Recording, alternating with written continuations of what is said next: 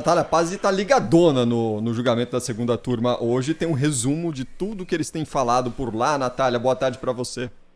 Oi, Cris, tenho sim, reforçando tudo isso que vocês estão falando, então, lembrando, né, ministro do Supremo Tribunal Federal Nunes Marques, que pediu vista, ou seja, mais tempo de análise, né, ele afirmou que precisa de mais tempo de análise, porque o tempo foi extremamente curto para um membro que jamais participou do processo e nunca teve conhecimento sobre ele. Isso adia novamente esse julgamento, em tese a sessão teria que ser interrompida, mas o ministro Ricardo Lewandowski afirmou que vai sim proferir o seu voto ainda hoje, inclusive está falando neste momento, e existe também a possibilidade da ministra Carmen Lúcia mudar o seu voto, que em 2018 ela votou contra essa suspeição junto com o relator ministro Edson Fachin.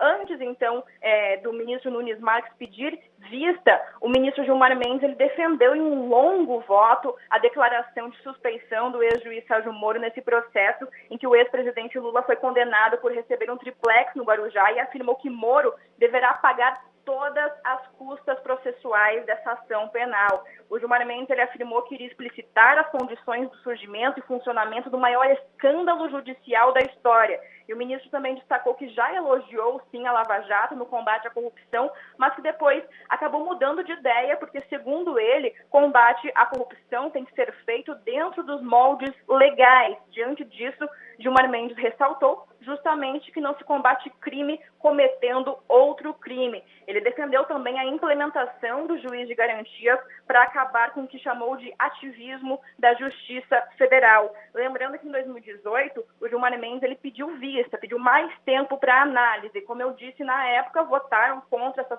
suspeição os ministros Carmen Lúcia e Edson Fachin, e hoje, inclusive, o Fachin tinha pedido o adiamento dessa análise, logo no início da sessão e pouco antes também, em um documento que foi despachado ali cerca de 40 minutos antes do início da sessão.